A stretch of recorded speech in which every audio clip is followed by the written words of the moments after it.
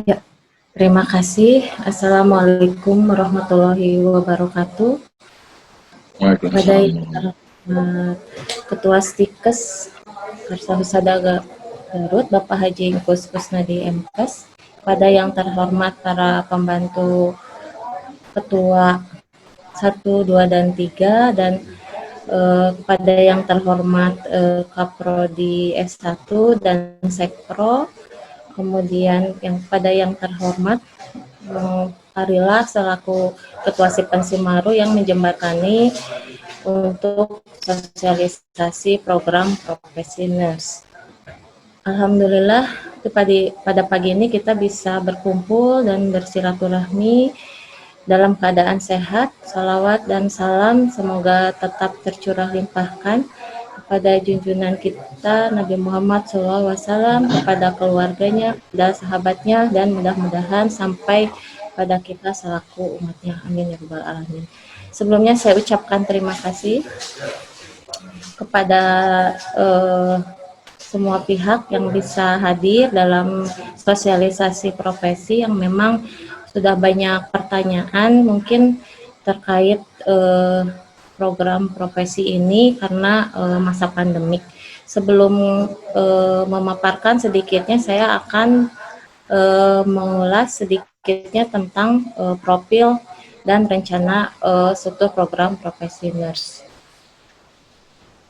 Ini prodi nurse ini adalah di bawah Stikes yang merupakan institusi pendidikan kesehatan di bawah naungan Yayasan Dharma Husada Insani Garut dalam binaan Kopertis Wilayah 4 yang didirikan untuk menjawab kebutuhan masyarakat Garut khususnya dan Indonesia umumnya terhadap tenaga kesehatan yang profesional.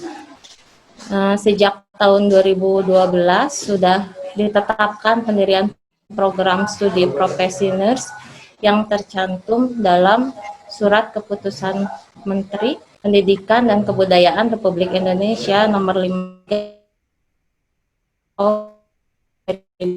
tentang penyelenggaraan program studi profesi nurse pada Sekolah Tinggi Ilmu Kesehatan Karsa Husada di Garut. Visi misinya adalah program studi nurse yang menghasilkan nurse yang kompeten dan unggul dalam bidang keperawatan medikal bedah yang mampu bersaing di tingkat regional, nasional, dan internasional tahun 2020. Sedangkan misinya adalah terdapat beberapa di sini. Yang pertama itu meningkatkan SDM dosen dan instruktur klinik di lahan praktek melalui pendidikan dan pelatihan, menyelenggarakan pendidikan profesi nurse yang profesional dan bermutu unggul dan berakhlak mulia, mendorong kemajuan penelitian di bidang teknologi keperawatan, meningkatkan pengabdian kepada masyarakat yang mengaplikasikan ilmu keperawatan demi kesejahteraan masyarakat, menjalin kerjasama lintas program dan sektoral dalam rangka mendukung kebijakan pemerintah di bidang kesehatan dan dalam menunjang keberhasilan pencapaian program, mengembangkan sistem pendidikan yang berfokus pada penguasaan kompetensi lulusan yang didukung oleh penyediaan sumber-sumber belajar beragam, mudah dijangkau, dan memanfaatkan perkembangan teknologi komunikasi dan informasi. Untuk status akreditasi, Prodi Profesi Nurse telah terakreditasi oleh LAMPTKes dengan hasil akhir ada pada kategori B. Untuk jumlah mahasiswa berdasarkan tahun PPN dari tahun 2012 sampai yang sekarang PPN 9 yang angkatan 9 yang sekarang 72 dengan total jumlah 578. Adapun learning outcome untuk program studi profesi nurse antara lain sebagai berikut. Yang pertama, berkomunikasi secara efektif dalam menjalin hubungan interpersonal, melaksanakan asuhan keperawatan profesional di tatanan klinik dan komunitas dengan menggunakan hasil penelitian, serta menerapkan aspek etik dan legal dalam praktek keperawatan. Yang ketiga, mengaplikasikan fungsi kepemimpinan dan manajemen keperawatan. Yang keempat, menggunakan hasil penelitian dalam upaya meningkatkan kualitas asuhan keperawatan. Untuk deskripsi pembelajaran tahap profesi, yang pertama, profesi ini merupakan rangkaian proses pembelajaran klinik dan komunitas. Kemudian, peserta didik mahasiswa yang telah peserta didik yang telah menjalani proses pembelajaran tahap profesi ini dan dinyatakan lulus akan mendapatkan gelar nurse. Mungkin untuk profil lulusan pendidikan profesi ini lebih difokuskan sebagai care provider, manajemen asuhan klien, community leader, editor, research. Untuk beban studi itu adalah 2 semester yang berjumlah 36 SKS. Kami memakai kurikulum dari KKNI 2015 untuk semester 1 18 SKS, semester 2 18 SKS. Sebagian besar kegiatan pengajaran berbentuk pengalaman belajar lapangan menggunakan bentuk dan tingkat tatanan pelayanan kesehatan yang nyata yang memenuhi pendidikan sebagai lahan praktek. Kemudian program profesi dilaksanakan dengan menempatkan mahasiswa pada institusi pelayanan kesehatan dan masyarakat sesuai kemampuan keperawatan yang akan dicapai. Ini untuk penjabarannya ada 11 tase semuanya. Sudah yang pertama keperawatan dasar, ada KMB 1, maternitas, keperawatan anak, manajemen keperawatan, KMB 2, keperawatan komunitas, keperawatan keluarga, gerontik, gawat darurat, dan keperawatan jiwa. Jadi semua total ada 36 SKS. Untuk lahan praktek yang biasanya dipakai adalah untuk keperawatan dasar, keperawatan KMW itu Rumah Sakit Dr.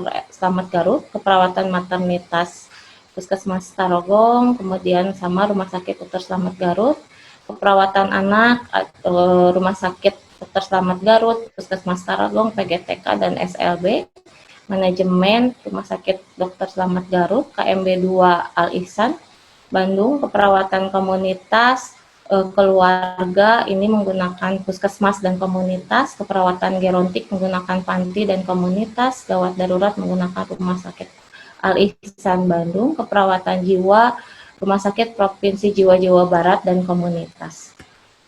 Beberapa metode yang digunakan dalam pendidikan tahap profesi nurse adalah pre dan post conference, ada tutorial individu, ada case test, ada clinical incident report, ada pendelegasian kewenangan bertahap, mini seminar, ada problem solving, dan pengelolaan asuhan inovatif. Untuk pembiayaan adalah untuk semester 1 14.100.000, untuk semester 2 10.250.000. Jadi total 24.350. Kemudian karena ini pandemi, angkatan 9 juga menggunakan sistem PJJ atau daring dengan mengoptimalkan studi kasus, kemudian pembuatan video, kemudian lab, kemudian praprofesi, dan seperti itu. Untuk rencana ke depan, untuk program yang sekarang, insya Allah, kami di sini merencanakan dengan melihat situasi kondisi yang sekarang berada, jadi di 50%-nya itu adalah dengan menggunakan PJJ daring, serta mengoptimalkan lab, gitu. Dan selebihnya 50% lagi mudah-mudahan keadaan sudah kondusif, kita bisa menggunakan rumah sakit atau komunitas dan klinik yang lainnya. Itu mungkin rencana pembelajaran pada masa pandemik. Jadi di 50%-nya itu PJJ dengan studi kasus, video, dan lain-lain, sementara di sisanya itu 50%-nya lagi mudah-mudahan keadaan sudah membaik dan kita bisa sesuai mengoptimalkan untuk pembelajaran di lapangan. Itu mungkin penjabaran sedikitnya dari saya. Terima kasih atas perhatiannya. Assalamualaikum warahmatullahi wabarakatuh.